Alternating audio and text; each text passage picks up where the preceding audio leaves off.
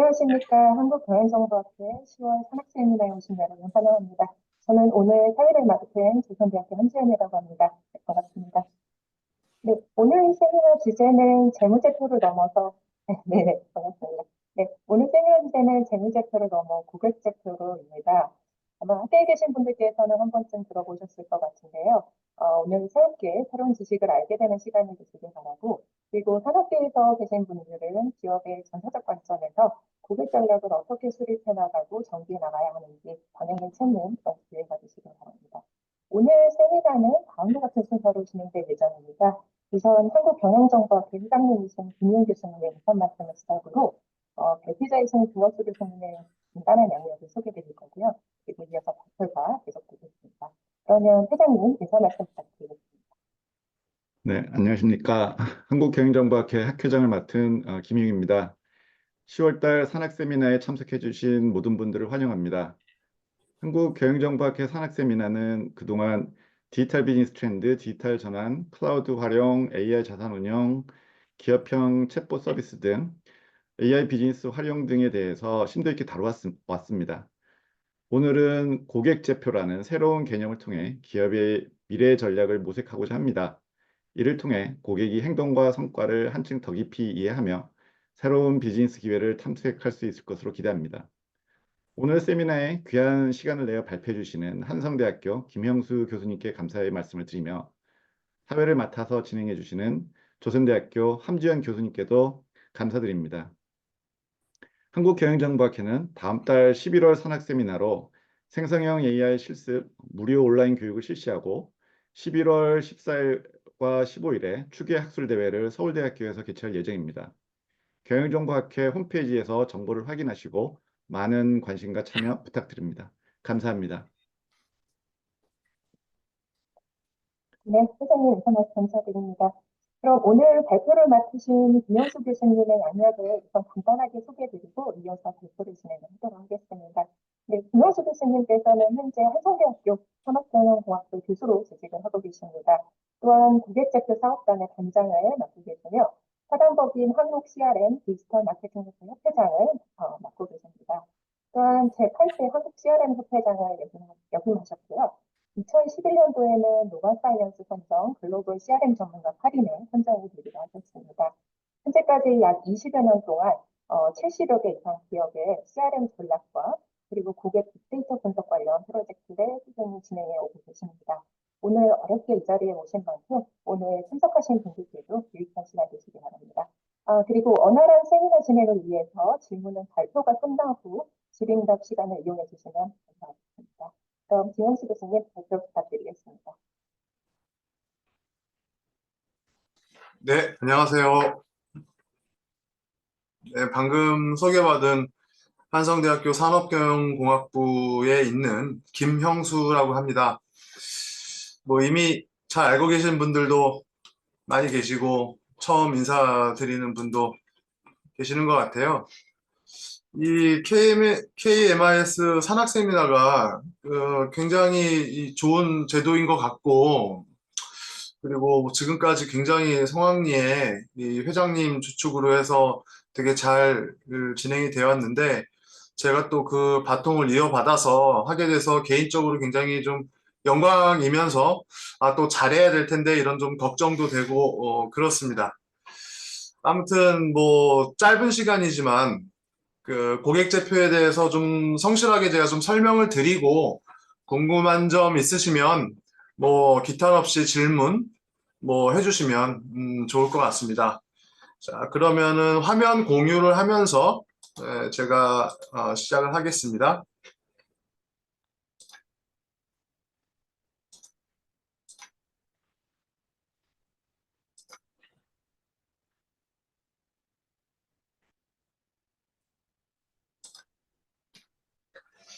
자, 화면이 잘 보이실까요? 네, 잘 보입니다. 네, 네.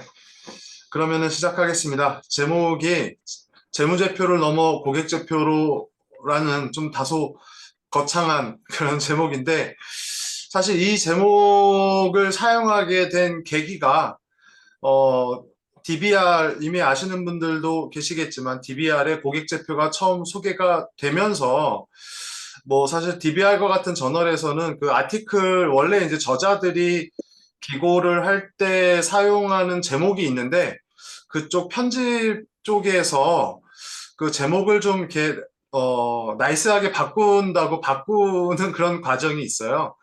근데 바뀌었는데 좀 약간 다소 강하게 이렇게 좀 제시가 돼서 저도 약간 좀 사뭇 좀 당황하곤 했는데 오히려 사실 재무제표와 비교하는 좀 그런 부분들이 많아서 이렇게 된 것 같습니다.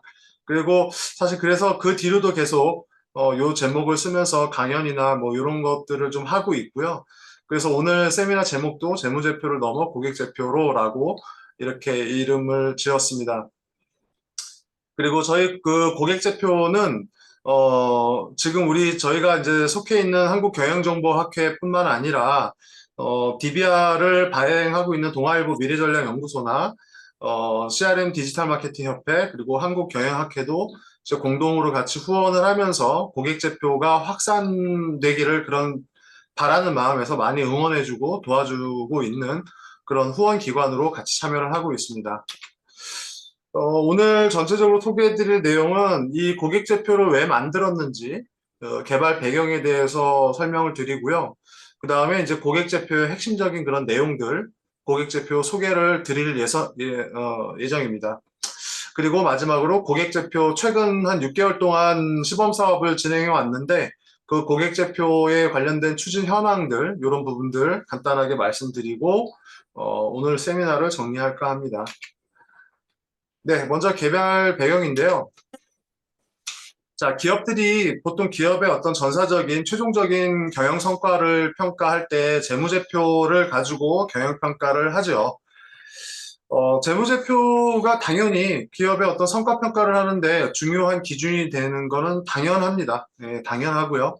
다만 재무제표만으로 경영의 어떤 평가를 할 때는 재무제표로 보이는 것과 보이지 않는 것이 존재를 한다는 것이죠. 그래서 지금 이제 빙산을 그림으로 이렇게 그렸는데 위에 떠오르는 그 수면 위로 떠오르는 부분이 이제 재무제표로 보이는 부분이라면 재무제표로 보이지 않는 부분들도 상당히 그 이면에는 상당히 많다라는 겁니다. 이 뒤에 계속 나오는 수치나 데이터들은 실제 기업들의 데이터이기 때문에 회사 이름은 좀 은닉을 좀 가렸다라는 거를 좀 이해해 주시길 바라고요. 예를 들어서 패션 업종에 두 경쟁사가 있는데요. 두 경쟁사가 있는데 이 두 회사의 최근 6년 동안의 매출액 현황을 그냥 이렇게 그래프로 그려보면 A사는 파란색이고 B사는 빨간색입니다. 그런데 2018년 기준으로 보면은 B사는 약 4,500억, 그리고 A사는 3,300억 정도 수준으로 B사가 훨씬 월등한 그런 이제 수준이었어요. 그런데 그 뒤에 해가 갈수록 A사의 매출은 점점 늘어나고 B사의 매출은 점점 줄어들어서 2023년 기준으로 보면 완전히 역전된 그런 현상을 볼 수 있습니다. 자, 이런 현상은 사실 재무제표로도 얼마든지 볼 수 있는 것이죠. 재무제표로 볼 수 있는 현상이고요. 자, 그런데 재무제표로 보이지 않는 이 현상을 이면을 자세히 들여다보면 A사는 자본 고객 비율이 30%를 넘은 상태에서 출발을 했어요. 그리고 계속 꾸준히 증가를 했고요. B사는 매출액은 높지만 자본 고객이 10% 미만으로 굉장히 낮은 상태였고 그 증가율은 정체되어 있는 상태로 계속 가고 있었습니다. 즉 물론 이 자본 고객의 비율이 이 매출액을 완전하게 설명하느냐라는 것은 사실 통계적으로 검증이 된 것까지는 아니지만 이런 이면의 패턴이 분명히 존재하고 있었고 이러한 패턴은 재무제표로는 알 수 없다라는 것이죠. 물론 이 자본 고객이 무엇이냐라는 것은 나중에 좀 더 추가적으로 제가 설명을 드리겠지만 이 회사 같은 경우는 대부분 식별 고객을 자본 고객으로 정의를 한 예시입니다. 식별 고객이라 하면 쉽게 말해서 소비자가 구매를 할 때 자기가 누구인지를 밝히는 예, 그래서 멤버십을 쉽게 말하면 멤버십 같은 거를 적립을 하면서 구매를 할 경우에는 그 회사가 어떤 고객이 어떤 제품을 얼마에 어디서 구매하는지를 정확히 알게 되죠.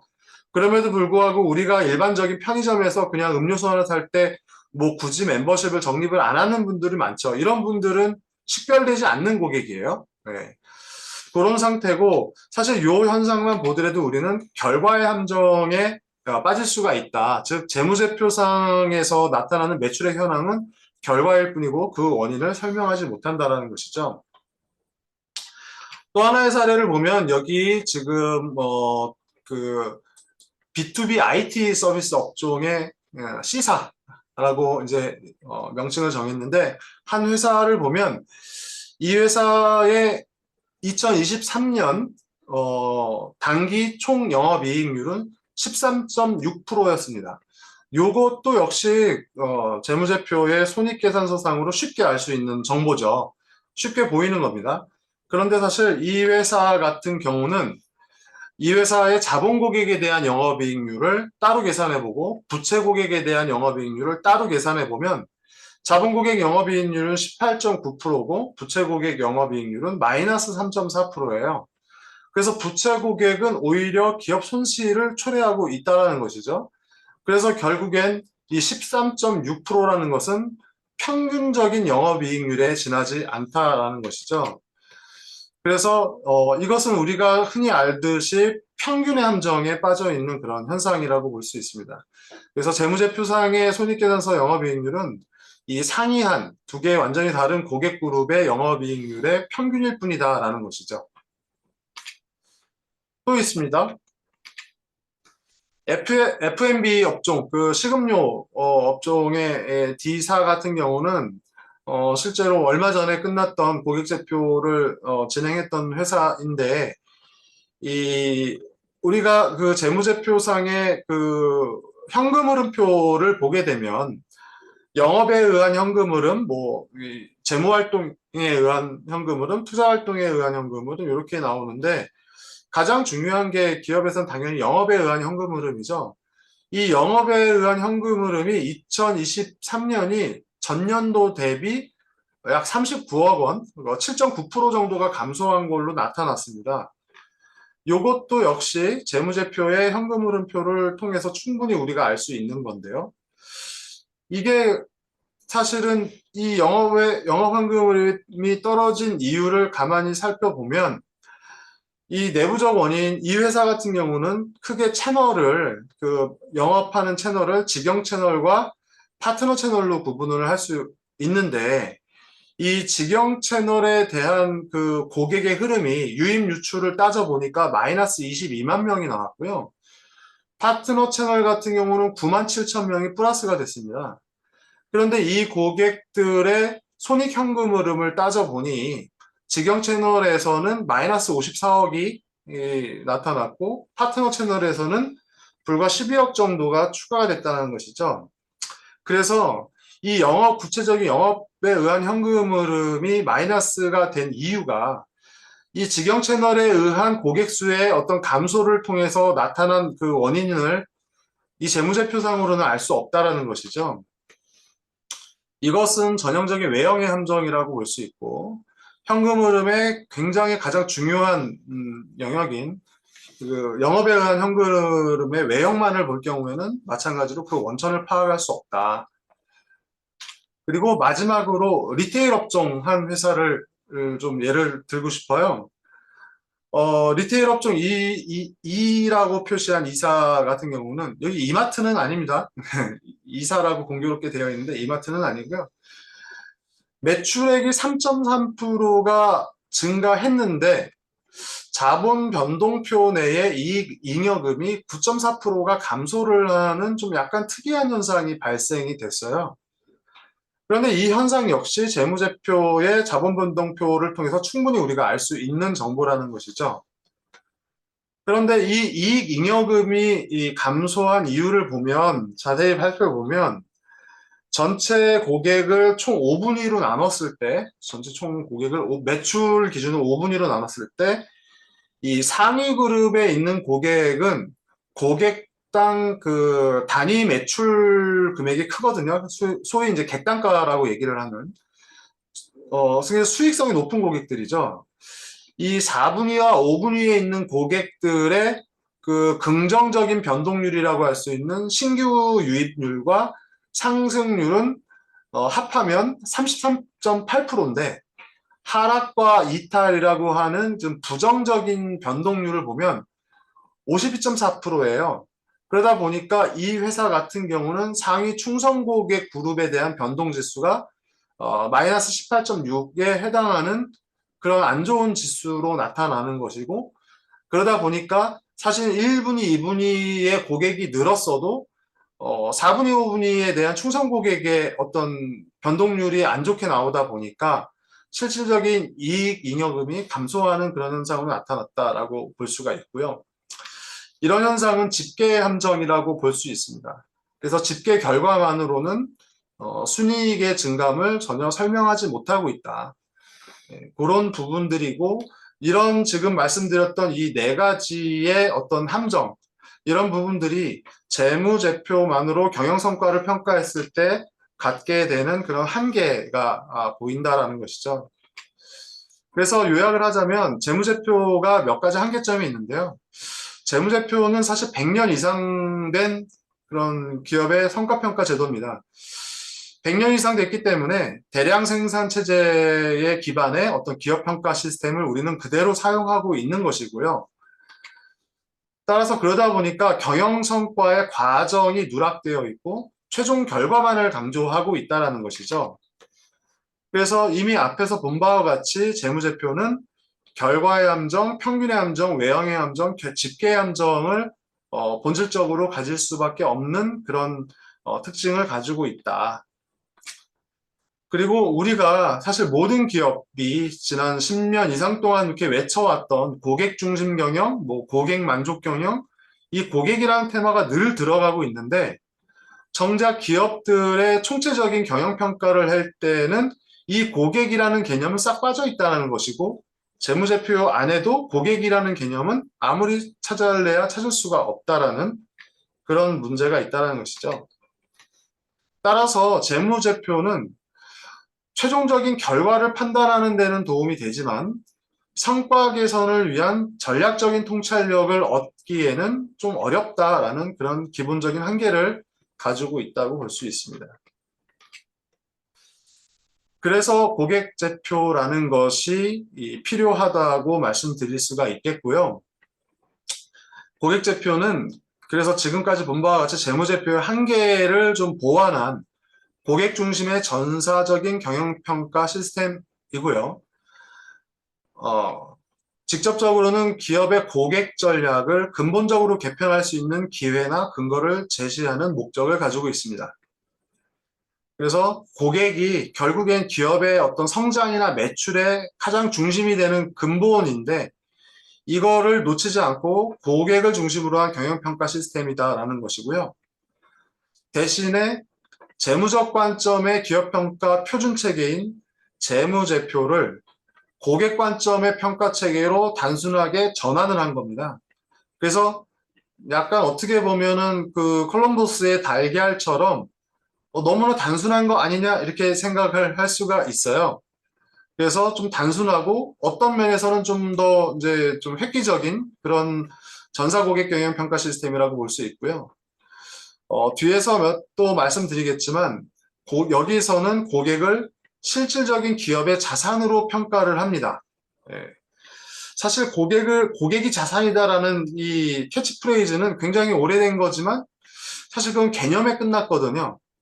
이거를 자산으로 평가하기 위해서는 자산관리의 표준체계인 재무제표를 그 모태로 하는 게 필요하다.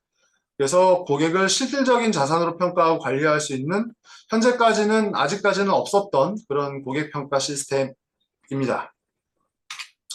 그래서 고객제표는 이미 예상하신 바와 같이 재무제표와 유사한 프레임을 가지고 있습니다. 고객상태표, 고객손익계산서, 고객흐름표, 고객변동표가 있고요. 밑에 나와 있는 그림은 그냥 그린 게 아니라 실제 고객제표 시스템에서 발행이 되는 그런 고객제표를 캡처해서 보여드리는 그런 화면입니다. 그리고 고객제표는 재무제표의 각 하위 제표들 간에도 서로 근거나 보조, 참조해주는 역할이 있는 것처럼 고객제표의 각 하위 제표 내에서도 보조나 근거를 제시하고 또 재무제표와의 각 그 하위 제표와 서로 연결이 되고 상호 보완을 해줄 수 있도록 구성이 되어 있습니다. 그래서 고객제표가 세상에 나온 거는 알려진 거는 동아비즈니스 리뷰 4월호를 통해서 특집호가 발행이 됐고요. 그래서 6개의 아티클이 동아비즈니스 리뷰 4월호에 실리면서 이렇게 나오게 됐습니다.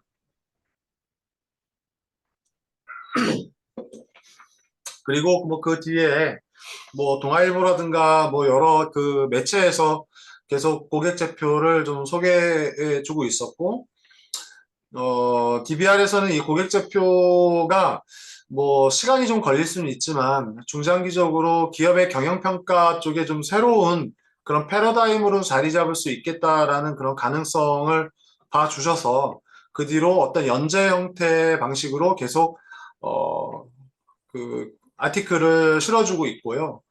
그리고 정확하게 내일 10월호에 지금까지 최근 6개월 동안 진행했던 고객제표 그 시범사업들에 대한 최종 결과 보고서에 해당하는 아티클이 내일 다시 또 발행이 됩니다. 그래서 나중에 이제 경영정보학회 회원님들에게는 그 아티클을 또 공유 드릴 수 있도록 제가 한번 PDF본을 좀 받아서 한번 전달해 드리는 그런 기회가 있으면 좋겠습니다. 자, 고객제표가 여기서 왜 필요하다라는 거를 제가 좀 말씀을 드렸고요. 그러면은 이제 구체적으로 고객제표가 어떤 내용을 가지고 있는지 좀 하나하나 좀 보도록 하겠습니다. 먼저 고객제표 구성 요소는 앞에서 간단하게 보신 것처럼 4개의 하위 제표로 구성이 되어 있습니다. 그래서 재무제표에 선행하는 고객 성과를 여러 가지 관점으로 평가하고자 하는 그런 목표를 가지고 있고요. 먼저 고객 상태표는 한마디로 재무제표의 대차 대조표가 고객 버전이다. 예, 즉 고객 중심의 대차 대조표다. 이렇게 생각하시면 되고, 고객 손익계산서는 고객 중심의 손익계산서다. 이렇게 보시면 되고요. 고객 흐름표는 고객 중심의 현금 흐름표, 고객 변동표는 고객 중심의 자본 변동표다. 이렇게 생각하시면 될 것 같습니다. 하나하나에 대해서 간단하게 설명을 드릴게요. 자, 그 전에 이제 고객제표 특징은 총 8가지로 간단하게 정리를 해봤는데요. 먼저 첫 번째로는 재무제표와 매우 유사한 구조를 갖습니다. 이렇게 하게 된 뭐 이유나 여러 가지 사실 그 연구개발하는 과정에서 많은 고민을 했는데, 일단 재무제표에 사람들이 굉장히 익숙하잖아요. 그래서 아무리 좋은 프레임워크이라 하더라도 굉장히 복잡하고 너무 새로운 것을 학습해야 되고 이러면 사실 적용하기가 쉽지 않아서 재무제표에 익숙한 경영자 또는 투자자, 이해관계자가 쉽게 수용할 수 있도록 하기 위한 그런 목적도 사실 있습니다. 두 번째 특징은 아까 잠깐 말씀드린 바와 같이 고객을 자산으로 관리한다는 건데, 사실 여기에는 대단한 철학이 사실 좀 들어있거든요. 왜냐하면 우리가 고객을 자산으로 본다? 그러면 자산이 뭔지를 좀 냉철하게 좀 봐야 됩니다. 자산이 어떤 특징을 가지고 있나? 우리가 그냥 쉽게 생각하는 자산이라 하면 여러분들이 가지고 있는 주식, 여러분들이 보유하고 있는 부동산, 현금, 뭐 이런 것들이죠. 네. 그런 게 자산입니다. 그럼 이 자산의 특징을 가만히 살펴볼까요? 자산이라는 거는 돈으로 평가할 수 있어야 돼요. 그죠? 재화로 평가 가능해야 됩니다. 그 다음에 자산은 각각 자산 종류별로 가치가 차별화가 됩니다. 그죠? 주식에서도 삼성전자 주식과 SK하이닉스의 가치가 다르잖아요. 뭐 최근에는 SK하이닉스가 많이 뭐 이렇게 올라왔다고 하는데 가치가 다릅니다. 그리고 세 번째는 자산이라는 거는 현재 가치를 보고 투자하는 게 아니죠. 지금 삼성전자 주식이 5만 원이면 현재 삼성전자 주식이라는 자산이 앞으로 5년 뒤, 10년 뒤에도 5만 원일 거라고 생각해서 현재 삼성전자 주식을 5만 원에 매수하는 사람은 없을 겁니다. 그죠? 그래서 자산이라는 거는 미래 가치를 중심으로 둔다는 것이죠. 그래서 이 세 가지 기본적으로 자산의 특징이 사실은 고객이 자산이기 위해서는 그대로 적용돼야 돼요. 네. 그래서 이 자산의 기본 성질을 고객에 그대로 적용했고 자산 관리에 지난 100년 동안 객관적으로 그 효용성을 입증했던 재무제표의 기본적인 기재는 동의를 한다. 그렇다면 고객 역시 재무제표와 유사한 패턴으로 관리해야 되지 않나? 이런 기본적인 생각을 가지고 있습니다. 예, 식사하셨어요. 네. 자, 그 다음에 세 번째는 고객을 자본 고객과 부채 고객으로 분리했다는 건데요. 재무제표의 재무상태표에서 자산을 자본과 부채로 나누는 것처럼 고객이 만약에 자산이라면 고객 역시 자본과 부채로 뭔가 나눠야 돼요. 그렇죠?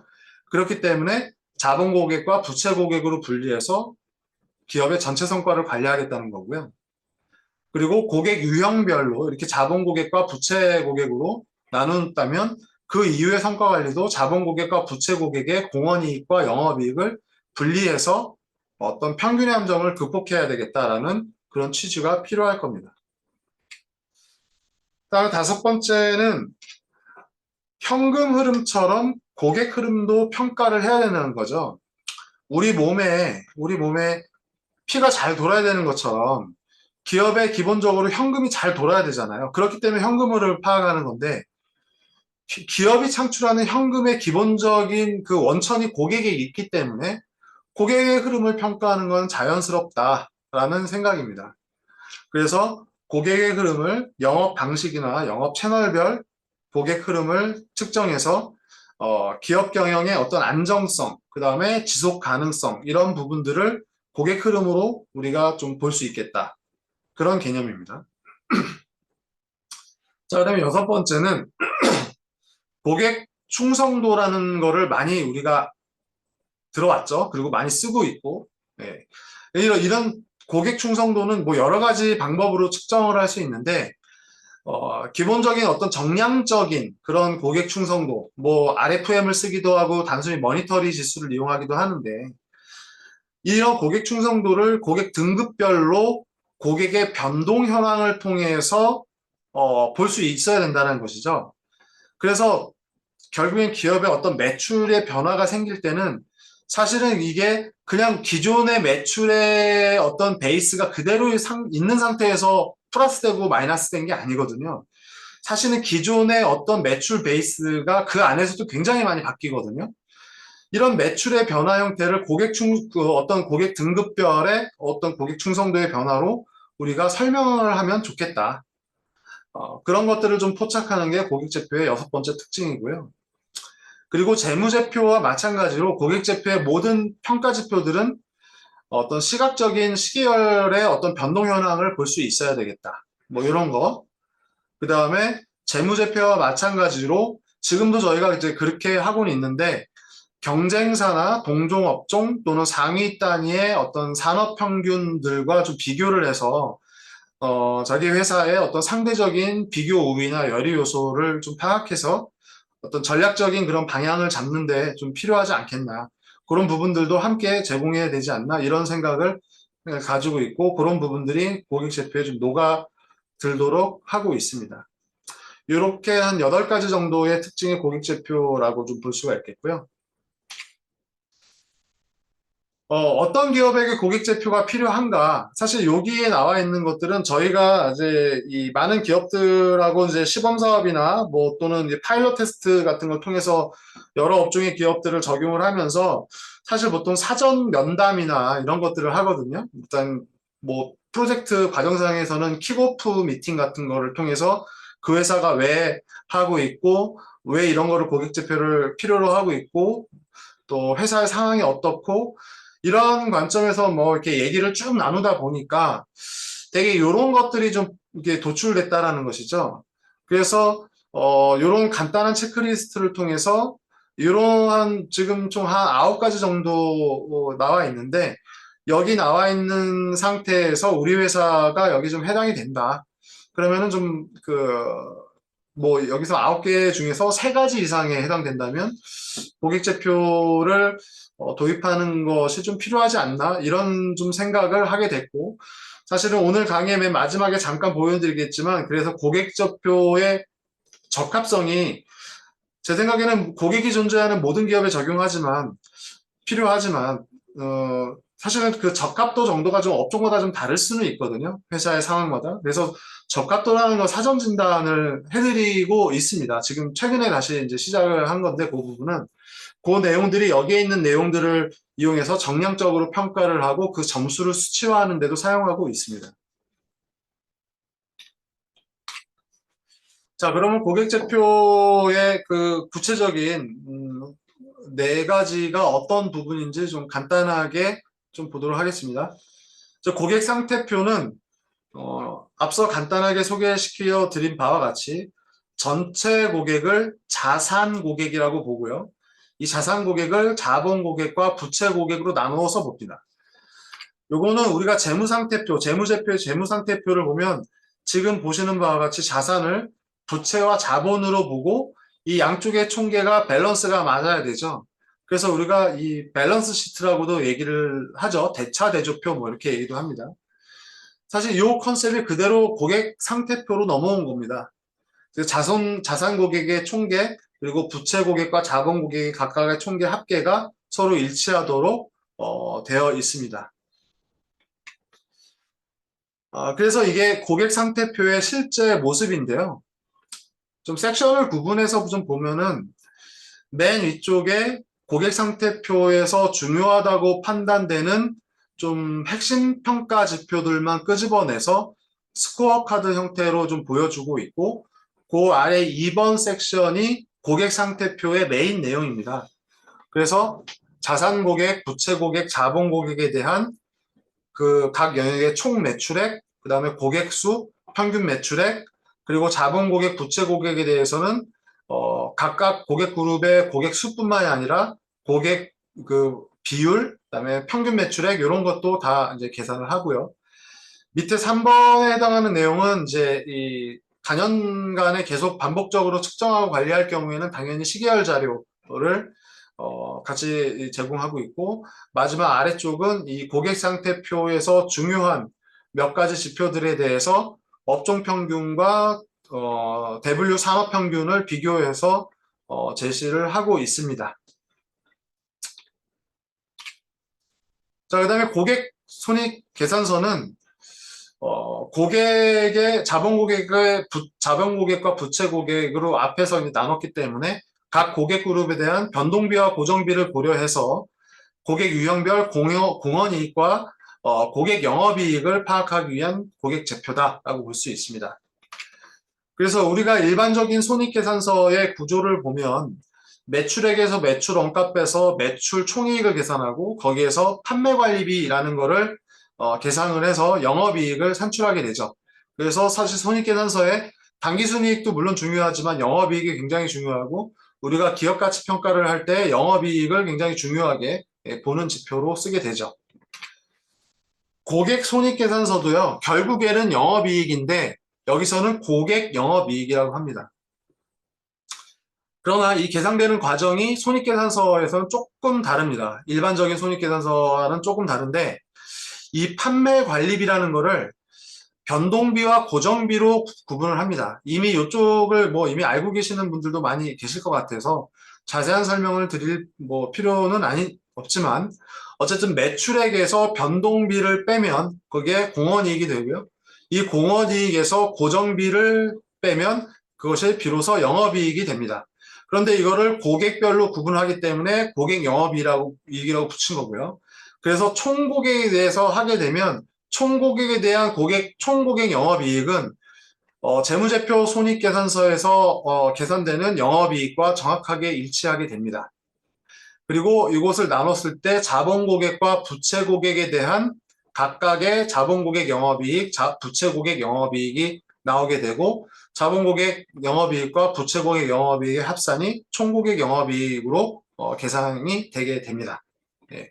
그래서 앞서 그 재무제표에 이제 재무제표로 보이는 것과 보이지 않는 것에서 두 번째 예시에서 뭐 총 그 영업이익률이 13점 몇 프로였는데 실제로 들여다보니 자본 고객 영업이익률은 거의 20%에 육박하고 부채 고객의 영업이익률은 마이너스 3점 몇 프로 이렇게 되는 현상을 보게 됐는데 실제로 저희가 적용을 해보니까 되게 좀 놀랄 만큼 부채 고객에 대한 영업이익이 마이너스인 기업들이 상당히 많이 발견이 됐고 그런 부분들이 회사들에게 좀 그 서프라이징 포인트로 좀 제공이 됐던 것 같습니다. 이게 이제 손익계산서 모양인데요. 전체적인 틀은 그 고객 상태표랑 유사합니다. 맨 위는 고객 손익계산서에서 중요하게 간주를 하는 핵심 성과 지표들, 즉 자본 고객과 부채 고객에 대한 공헌이익률, 그다음에 평균 공헌이익, 그다음에 영업이익률, 평균 영업이익 이렇게 다 계산이 되고요. 그 못해 약간 좀 그 한 페이지에 넣느라고 좀 그림이 좀 찌그러져서 잘 안 보이는데 여기에 이제 고객 손익계산서의 구체적인 그 계산 과정이 다 일목요연하게 정리가 되어 있습니다. 그리고 시계열 자료도 좀 상당히 좀 많은데요. 여기서 좀 비교해야 될 게 좀 많고요. 네, 그래서 마찬가지로 자본 고객과 부채 고객에 대한 그 모든 그 고객 손익계산서 평가 지표들의 값이 시계열적으로 계산이 되고 밑에 이제 마지막에 업종 평균과 대분류 산업 평균 비교도 함께 제공하고 있습니다. 자, 그 다음에 고객 흐름표는 현금 흐름표의 고객 버전이다. 이렇게 말씀드릴 수가 있죠. 그래서 고객의 흐름이 얼마나 지금 그 좋으냐, 이 회사가. 그런 거를 보는 겁니다. 고객의 흐름을 보려면 그 기준이 있어야 되거든요.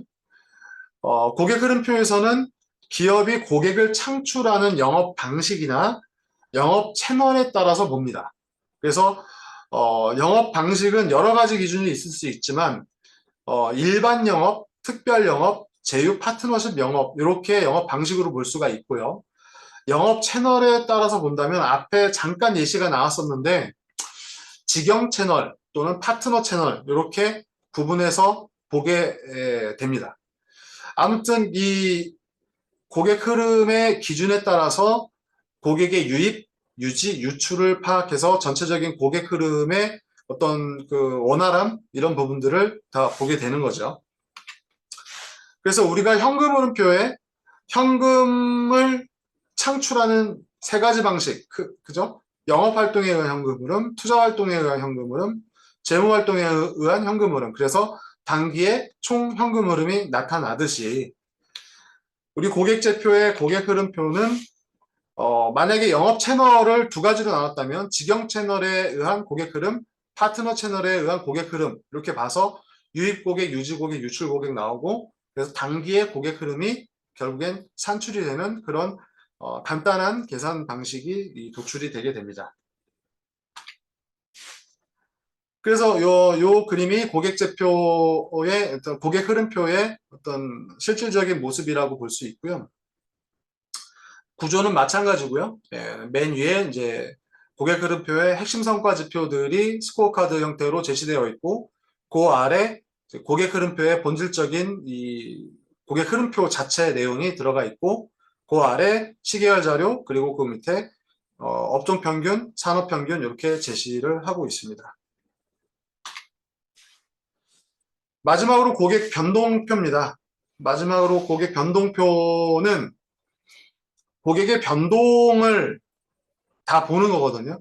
아까 이제 고객 흐름표는 고객이 그 기업 전체를 통으로 봤을 때 기업을 하나의 이제 블랙박스로 봤을 때 고객이 들어오고 고객이 얼마나 그 안에서 유지되고 고객이 빠져나갔는지에 대한 흐름 자체에 집중한다면 고객 변동표는 그것보다 조금 더 디테일한 고객을 그룹별로 나눴을 때 여기서는 등급인데요. 등급으로 나눴을 때 얼마나 고객이 새롭게 들어오고 그 등급별로 상승하고 유지하고 하락하고 이탈하는, 그래서 변동 상황 5가지를 모두 다 파악을 하는 겁니다. 그래서 사실 이 고객 변동표의 모태는 재무제표의 자본 변동표에서 나온 거라고 볼 수 있겠고요. 재무제표의 자본 변동표는 결국엔 자본에 대한 변동 상황을 변동 항목에 따라서 일목요연하게 정리를 한 그런 어떤 재무제표라고 볼 수 있겠죠. 마찬가지로 고객 변동표 역시 고객의 변동 상황을 각 분위별로 신규, 상승, 유지, 하락, 이탈을 다 보는 겁니다. 그래서 이론적으로는 5개 분위에 대한 5가지 변동 상황을 보기 때문에 총 25가지의 변동 섹터에 대한 데이터를 우리가 얻을 수 있는데, 5분위인 최상위 같은 경우는 전분기에서 5분위 미만인 고객들이 이번 분기에 5분위로 상승한 고객이 상승인데, 그죠? 그런데 5분위, 그렇게 보면은 5분위에 하락은 없겠죠. 5분위에 위는 없으니까. 그죠? 마찬가지로 1분위 같은 경우가 전분기에 하락은 1분위 이상이었던 고객이 이번 분기에 1분위로 떨어진 고객인데, 상승은 1분위 밑에가 없기 때문에 상승은 없겠죠. 그래서 현실적으로는 25개 데이터 섹터 중에서는 23개 정도 데이터 섹터가 나옵니다. 이 각각의 신규 상승 유지 하락을 다 서메이션하면 보통 CRM이나 이 커스터머 애널리틱스에서 굉장히 중요하게 관리를 해오는 기업의 신규 고객 비율, 등급 상승률, 등급 유지율, 등급 하락률, 고객 이탈률이 다 일목요연하게 자동으로 뽑혀 나오게 됩니다. 자, 그래서 고객 변동표가 이렇게 보여지는데, 뭐 다른 거 다 똑같고요. 여기 고객 변동표는 좀 이번 섹션이 조금 더 좀 다양한 데이터들이 보여지는데, 왜 그러냐 하면 고객 변동표는 이 안에도 사실 2가지 하위 제표가 보여집니다. 첫 번째는 5분위에 대한 고객 현황. 왜냐하면 회사들이 각 그 전체 고객의 5분위에 대한 현재 고객 수, 그 다음에 그 고객들의 1인 평균 매출액, 그 다음에 그 각 분위의 총 매출액, 그리고 매출 비율, 뭐 이런 것들을 되게 보고 싶어 하거든요. 그래서 각 분위의 고객 현황, 그리고 고객 변동표에서 중점적으로 관리하고 있는 각 그 분위의 고객 변동 현황을 각각 제표로 따로 보여주고 있고, 그 아래 각 그 고객 변동표의 주요 평가 지표에 대한 고객 흐름, 시계열 자료, 그리고 업종 평균, 산업 평균 이런 것들 함께 보여주고 있습니다. 그래서 저희가 고객 제표를 발행을 할 때 최근 시범사업까지 진행을 한 고객 제표 프로젝트의 산출물은 앞에서 쭉 보여드렸던 고객 제표를 자체를 발행을 하고요. 이 고객 제표는 현재 분석은 다 저희가 이제 알고리즘을 만들어서 계산이 되도록 해놨는데, 실제로 고객 제표 자체는 현재 구글 클라우드에 루커 스튜디오라고 하는 그 클라우드형 대시보드 시스템이 있습니다. 요거를 통해서 발행을 하고 있고, 여러 저희 고객제표 전문위원들이 있는데, 이 전문위원들이 이 고객제표 결과를 바탕으로 진단 보고서를 작성을 합니다. 그래서 전체 요약, 종합 소견, 그 다음에 각 제표별 소견, 그 다음에 전략적 제언까지 총 한 7페이지에서 10페이지에 가까운 워드를 텍스트로 설명하는 그런 진단 보고서를 만들고 있고요. 그 다음에 최종 보고서는 고객 제표와 진단 보고서를 같이 결합을 해서 발표 슬라이드로 만들어서 임원진들과 같이 모인 자리에서 이제 발표를 하고 이제 정리를 하는 그런 과정으로 하고 있습니다. 그래서 저희가 고객 제표 발행하는 그런 프로세스는 4주에서 6주 소요된다고 돼 있는데, 실제로 시범 사업할 때는 이거보다 좀 더 걸렸어요. 한 기업당. 그래서 뭐 최대 10주, 12주까지 그 석 달 걸린 회사도 있고요. 좀 빠르면은 한 6주, 7주 걸리는 회사도 있었는데, 그 이유는 사실 이 모형을 여기 프로세스에 나와 있는 것처럼 고객지표 발행하는 프로세스는 모형을 그쪽 그 고객사하고 여러 차례 워크숍을 통해서 그 회사를 위한, 그 업종을 위한 고객지표 모형을 결정한 다음에 그 모형에 기반한 측정지표 세트를 만들거든요. 이 측정지표 세트를 그쪽에다 전달드리면 그 측정지표에 맞는 값을 집계하고 데이터를 입력하는 거는 고객사가 진행을 합니다. 그런데 이 과정에서 상당히 이제 오류나 이런 부분들이 저희가 이제 내부적으로 검수 데이터 같은 거를 많이 보거든요. 제대로 입력이 됐는지, 어떤 특정 값하고 어떤 뒤에서 계산된 값에 어떤 모순은 없는지, 뭐 이런 것들을 보게 되는데, 그런 과정에서 여러 차례 이제 트라이얼 에러로 좀 이렇게 시간이 좀 더 소요가 되는 것 같습니다. 그게 이제 입력이 되면 고객지표 분석이나 고객지표를 발행하는 과정은 되게 이제 일사천리로 잘 진행이 되는 그런 과정이었고요. 저희가 이제 이 고객지표를 발행하는 거는 저희가 사실 실제로 시범 사업을 해보니까 이 측정지표를 입력하기 위해서 고객 데이터를 집계하고 기본적인 분석을 굉장히 어려워하는 회사들도 있어요. 이동통신사처럼 굉장히 데이터 분석 인프라가 잘 되어 있는 회사 같은 경우는 미팅을 하는 과정에서도 바로바로 쿼리를 그 자리에서 알려서 데이터를 집계할 수 있는 회사들도 있는 반면에 정말 하나의 단순한 쿼리를 하는데도 저희 연구원들하고 여러 차례 커뮤니케이션을 해서 가까스로 하는 회사가 있거든요. 그래서 이런 회사들을 위해서 분석 대행을 해주는 그런 고객지표 프로젝트도 해야 되겠다라는 생각이 들어서 앞으로는 이제 분석 대행 방식도 진행을 할 예정이고요. 그전까지는 전부 다 저희가 데이터를 다 원천 데이터를 다 받지 않고 측정 지표만 받는 그런 방식으로 진행이 되어 있습니다. 이 두 가지가 장단점이 있는데요. 분석 대행을 하게 되면 데이터를 저희가 다 넘겨받아야 됩니다. 원천 데이터를. 네, 원천 데이터를 더 넘겨받기 때문에 사실 사내의 데이터를 외부로 유출한다는 좀 컨선이 있죠. 예, 그런 건 있지만 고객사 입장에서는 좀 되게 업무가 좀 단순해지고 분석의 정확도나 신뢰성이 굉장히 증가가 되고요. 측정 지표 방식은 데이터를 전달할 필요가 없기 때문에 고객사 입장에서는 굉장히 그 데이터에 대한 염려 뭐 이런 것들은 전혀 없는데 그리고 고객지표 측정지표 자체를 가지고 자기네들이 분석을 해서 입력을 해야 되기 때문에 고객지표에 대한 이해력이 굉장히 높아지는 그런 장점은 있습니다. 네. 그런 좀 건 있지만 회사가 자체적으로 데이터 분석을 하는 담당자가 좀 있어야 되고 기본적인 쿼리나 이런 부분들도 할 수 있어야 되고 뭐 그런 좀 이렇게 컨스트레인츠는 좀 존재를 할 것 같습니다. 네, 이렇게 고객지표에 대한 전반적인 내용을 좀 살펴봤고요. 그 다음에 고객지표 지금까지 진행됐던 추진 현황들을 간단하게 좀 보도록 하겠습니다.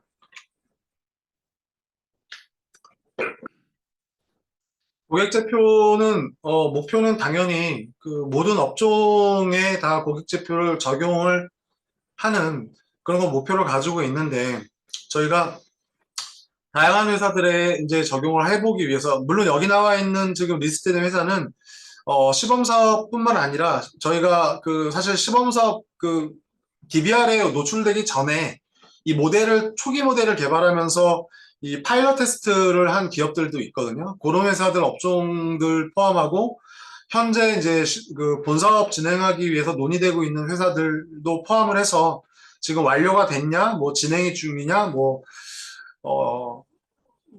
보류가 됐냐, 뭐 이런 부분들까지 지금 그 같이 좀 표현을 한 그런 부분들입니다. 그래서 좀 상당히 다양한 업종들의 적용을 좀 해오고 있다. 이렇게 말씀을 드릴 수가 있겠고요. 저희가 이제 그 진행했던 회사들의 후기들은 저희가 별도로 또 설문을 받고 하는데 구체적인 설문의 결과는 제가 아까 말씀드린 그 내일 발행이 되는 도강화 비즈니스 리뷰 10월호에 다 기본적인 건 정리가 되어 있습니다. 그래서 고객지표를 처음에 누가 제안을 했고 어떤 계기로 제안을 했고 최종 승인한 직급이 뭐 대표이사인지 뭐 임원급인지 이런 것들도 다 간단하게 통계로 작성을 해서 다 올려놨고요. 여기 있는 거는 좀 이렇게 그냥 이게 표현을 해준 그런 후기들인데 대부분 상당히 만족을 했는데 주로 좀 놀랬던 그런 부분들이 없잖아 있습니다. 예, 놀랐던 그런 부분들이 있고 뭐 여기 뭐 보시는 바와 같이 리테일 기업의 한 그 임원께서는 자기 회사의 멤버십 문제가 좀 적나라하게 드러난 그런 부분들 그리고 이동통신 기업은 원래 굉장히 다양한 고객 분석을 많이 했는데 이거를 전사 관점으로 재무제표처럼 그런 성과를 고객 관점으로 보는 거에 대해서 굉장히 메리트를 가지고 있는 것 같다는 생각이 들었고 그리고 뭐 인터넷 서비스 회사 같은 경우는 좀 대표이사께서 좀 많이 놀란 그런 거 그래서 좀 경각심을 좀 가져야 되겠다 뭐 이런 표현들 그리고 어떤 회사에서는 그 고객 흐름표가 되게 좀 충격이었던 것 같은데 유통 채널에 대한 어떤 납품 기준 그리고 전략에 대한 재정비 이런 것들을 당장 모색해야 되겠다라는 그런 피드백 뭐 그리고 뭐 한 회사는 이제 관리회계 체계를 좀 정비를 해야 되겠다 뭐 그런 좀 의견들도 많았습니다. 저희 수행하는 조직은 최근에 조금 전문위원단을 좀 늘렸어요. 그래서 기존에 참여하셨던 전문위원 분들도 좀 계시고요. 뭐 다양한 그 분야의 연구를 하시는 그런 교수님들 함께 지금 해주고 계시고 그렇습니다. 그런데 앞서 제가 말씀드렸던 이 고객제표 프로세스상에서 고객제표 발행 과정에서 그 진단보고서 제가 앞 페이지로 가면 이 진단보고서라는 부분이 저희 그 전문위원 중에서 이제 그 인공지능 연구 활발하게 하시는 윤상혁 교수님이 굉장히 적극적으로 도와주셔서 그 챗GPT를 이용해서 그 고객제표 결과 보고서를 자동으로 작성하는 그런 모듈을 최근에 개발을 완료했습니다. 그래서 프로세스가 굉장히 단순화되고 짧아질 것 같고요. 그러다 보니까 전문위원들이 굉장히 그전에 고생을 하셨던 게 데이터 분석하고 이거를 해석하는 그런 기준이나 이런 부분들 때문에 굉장히 애를 많이 먹으셨는데 그런 부분들이 굉장히 그 단순화되고 대신에 조금 더 이 기업 사례들을 조금 더 전략적으로 잘 파악해서 이거를 사례 연구나 어떤 학술 연구 쪽으로 이제 전환하거나 하는 그런 쪽 이런 부분에 좀 더 교수님들이 더 잘할 수 있는 그런 영역에 집중할 수 있게 된 계기가 되지 않을까 이렇게 생각하고 있습니다. 자, 그리고 이건 마지막으로 아까 말씀드렸던 것처럼 고객제표가 필요한 기업들이 좀 각각 상황이 달라서 최근에 저희가 고객제표 적합성 평가를 하기 위한 사전 진단 설문을 받고 있어요. 그래서 회사 혹시 오늘 세미나에 회사에 계신 분들이 우리 회사의 고객제표가 의미가 있는지를 좀 판단을 하실 필요가 있다면 여기 링크나 이 QR코드 이용하셔서 뭐 구글 서베이 간단한 거니까 여기에 응답을 하시면 저희가 이미 세팅한 그 기준에 따라서 이제 100점 만점으로 고객제표 적합도가 계산이 됩니다. 그래서 뭐 50점 미만으로 나오는 회사는 사실 당장 고객제표가 필요하지 않은 회사라고 판단해도 되고요. 그 점수가 뭐 높으면 뭐 그거에 따라 상대적으로 좀 판단을 할 수 있지 않을까 이렇게 생각이 됩니다. 네. 자, 여기까지가 제가 준비한 내용이고요. 뭐 고객제표에 관련된 지금 말씀드렸던 그런 내용이나 이런 것들이 지금 홈페이지나 이런 데에 다 나와 있으니까 저희 고객제표 사업단으로 연락을 주시거나 뭐 제 개인 이메일로 보내주시거나 뭐 궁금한 사항들은 뭐 오늘 질문을 다 못하신 분들은 그렇게 해주시면 뭐 제가 답변을 드리도록 하겠습니다. 자, 제 발표는 일단 여기서 정리를 하도록 하겠습니다. 감사합니다. 네, 김영주 교수님 발표 감사드립니다. 발표 잘 되었습니다. 그럼 지금부터 약 5분 정도 시간이 있는 것 같은데요. 5분 정도 질의응답 시간을 갖도록 하겠습니다. 혹시 질문 있으신 분은 마이크 켜고 자유롭게 질문 주시고요. 혹시 혹시 마이크 사용이 어려우신 분은 채팅창에 질문 남겨주시면 확인 후 답변 드리도록 하겠습니다.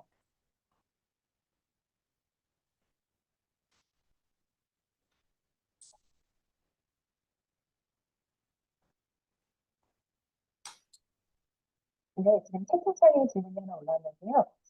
연세대 박사과정 김성범님께서 질문을 주셨습니다. 고객 제표에 대해 정말 유익하고 흥미롭게 잘 들었습니다. 오프라인 고객과 온라인 고객에서 다르게 나타나는 어떤 특징이 있을지 이 부분을 질문해 주셨는데요. 또한 업종에 따라서도 고객 특징이 있는지 이런 부분에 대해서 의견을 주셨습니다. 네. 굉장히 큰 질문이라서, 네. 일단 오프라인 고객과 온라인 고객은, 기본적으로 오프라인 고객과 온라인 고객이 특징이 다른 것보다는 고객 제표를 분석하는 방법이 일단 다릅니다. 예. 오프라인 비즈니스를 병행하는 기업 같은 경우는 결국에 자본 고객을 어떻게 추출하느냐가 굉장히 중요한 기준이 되거든요. 왜냐하면 아까도 잠깐 뭐 예시로 말씀드린 것처럼 매장에서 구매하는 고객들은 식별 고객이 아닌 경우가 상당히 많아요. 그렇잖아요. 우리가 올리브영에서 화장품을 구매할 때 CJ1 멤버십을 이용해서 구매하는 고객이 있지만 그렇지 않은 고객들도 많거든요. 그렇지 않은 고객들은 식별 고객으로 잡히지가 않아요. 기본적으로. 예. 그렇기 때문에 오프라인 고객 같은 경우는 오프라인 매장을 운영하는 기업 같은 경우는 일단 기본적으로 식별 고객이면서 구매를 한 이력이 존재를 한다면 이런 고객들이 자본 고객으로 기준을 삼는데 크게 문제가 없습니다. 그런데 온라인 고객 같은 경우는 우리가 11번가 이런 거 예를 들어서 뭐 쿠팡 이런 거 생각해 볼까요? 다 온라인 비즈니스잖아요, 이런데. 근데 여기에서는 100% 식별 고객이거든요. 이런 고객에서 자본 고객을 식별 고객으로 다 편입한다면 전체 고객이 다 자본 고객이 돼버리기 때문에 여기에서는 자본 고객을 분류하는 기준이 굉장히 까다롭게 적용이 되어야 됩니다. 이 기준은 업종마다 달라져요. 그런데 이렇게 100% 식별이 가능한 비즈니스가 온라인 비즈니스 말고도 B2B 기업들도 있거든요. B2B 비즈니스를 하는 기업들. 여기 100% 식별이거든요. 이런 기업들에게는 일단 5가지 기준 중에 선별적으로 선택합니다. 롱지버티, 그 다음에 리센시, 프리퀀시, 머니터리, 그 다음에 인터섹셔널리티. 그래서 교차성이거든요. 마지막 인터섹셔널리티는. 이 5가지 중에서 업종의 중요한 것들을 선정해서 가중치 같은 거를 이용해서 적용을 합니다. 그래서 분석하는 방법이 굉장히 달라지고요. 그리고 업종에 따라서도 특정이 당연히 달라집니다. 예.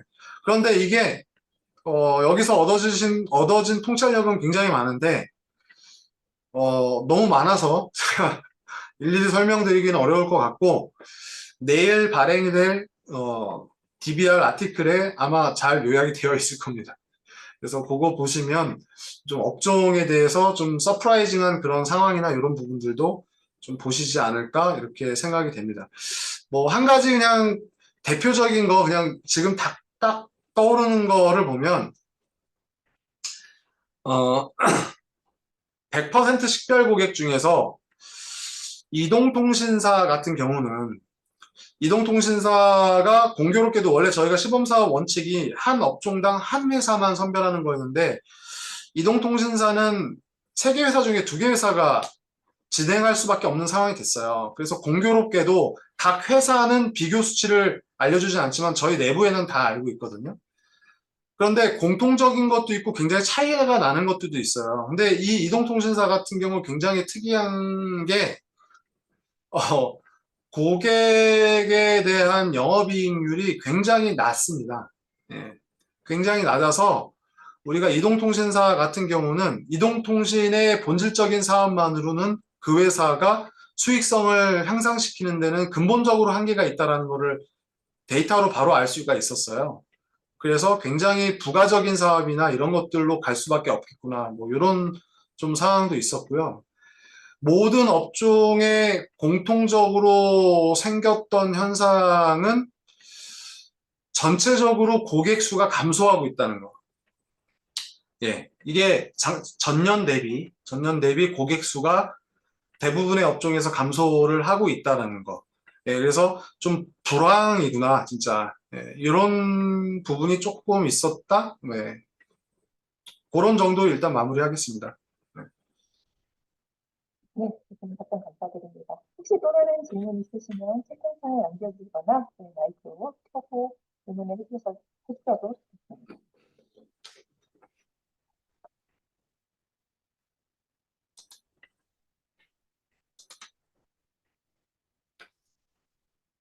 네, 아무래도 지금 저희가 2시가 돼서 이후에 아마 다른 일정들이나 이런 부분 때문에 질문할 부분은 많지만 그 부분은 조금 고려를 하고 계신 것 같습니다.